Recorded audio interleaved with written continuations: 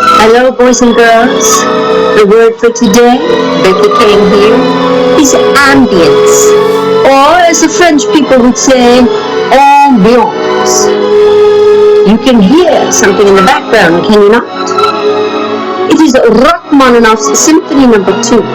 I'm trying to create the ambience, the environment, the surrounding of culture, of beautiful music. I am dressed, as you can see, with my evening gown and my grandmother's mink, ready to go out to the symphony at the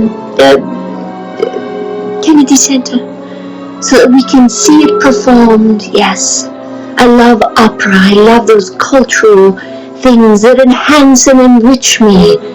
With Rachmaninoff, the ambience that he creates. He speaks right to the heart.